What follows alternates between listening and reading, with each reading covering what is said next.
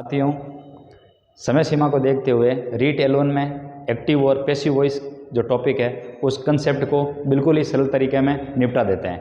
अब ध्यान कुछ भी नहीं रखना है। अगर आपके टेंस के थोड़े से फॉर्मूले याद हैं तो आप आराम से एक्टिव वॉइस से पैसिव वॉइस में कन्वर्ट कर सकते हो। करना क्या है, सिर्फ 12 जो टेंस हैं टोटल, यानी प्रेजेंट के 4, पास्ट के 4 और फ्यूचर के 4, टोटल मिला के जो 12 टेंस होते हैं उनमें से एक्टिव और पैसिव हमें 8 टेंस के ही ध्यान रखने हैं। वही एग्जाम की दृष्टि से महत्वपूर्ण है। अब 8 टेंस कौन कौन से?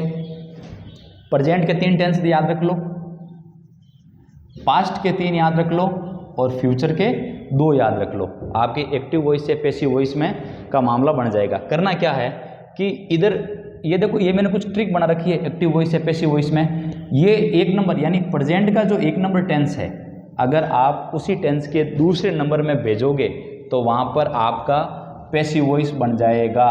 मेरे कहने का मतलब ये है कि अगर आपके इधर प्रेजेंट टेंस आए एक्टिव वॉइस में, 1 नंबर टेंस कौन सा? प्रेजेंट सिंपल टेंस आए तो उसको प्रेजेंट कंटिन्यू में अगर कन्वर्ट करोगे तो आपका पैसिव वॉइस बन जाएगा। कैसे? जैसे एक्टिव वॉइस में मेन चीज़ क्या करनी है, हमें हेल्पिंग वर्ब का ध्यान रखना है कि कौन सी कैसे कन्वर्ट होती है। तो हेल्पिंग वर्ब जैसे मान लो प्रेजेंट सिंपल टेंस में होती है वर्ब की फर्स्ट फॉर्म के साथ एस या ई एस, या फिर अपन यूँ कह सकते हैं डू या डज। अब इसका हमें क्या बनाना है? पैसिव वॉइस बनाना है। तो अपने इस टेंस के दूसरे में, अब दूसरे की हेल्पिंग वर्ब कौन सी होती है प्रेजेंट कंटिन्यूस टेंस की? तो दूसरे की होती है इज, आर और एम। अब इनकी हेल्पिंग वर्ब की जगह आप इनका उपयोग कर दो तो ये एक्टिव वॉइस से पैसिव वॉइस में बदल जाएगा। हालांकि मैं इतना शॉर्ट इसलिए बता रहा हूँ कि समय भी कम है, और दूसरी बात ये कि हमारे सामने जो 4 ऑप्शन मिलेंगे उन ऑप्शन में हेल्पिंग वर्ब को ध्यान से पकड़ना है कि हाँ पहले ये चेंज हो रही क्यों नहीं हो रही है। बाकी आपको रूल्स तो पढ़ते हुए आए हो आप शुरू से ही कि भाई सब्जेक्ट को ऑब्जेक्ट बनाना है, ऑब्जेक्ट को सब्जेक्ट बनाना है। इसमें तो क्या चलता है, सब्जेक्ट और बीच वाला जो सेंटेंस रहेगा फिर लास्ट में ऑब्जेक्ट रहेगा। इस ऑब्जेक्ट को न्यू सब्जेक्ट बना दो, फिर इस सब्जेक्ट को वापस ऑब्जेक्ट बना दो। ये तो बिल्कुल सिंपल है। और आपको पता है एक्टिव वॉइस से पैसिव वॉइस में जब भी बदलते हैं तो वर्ब की थर्ड फॉर्म का ध्यान रखते हैं। तो वर्ब की थर्ड फॉर्म तो लगानी है, तो ये ध्यान रखना है कि पहला टेंस दूसरे में जाएगा तो पैसिव वॉइस बदल जाएगा।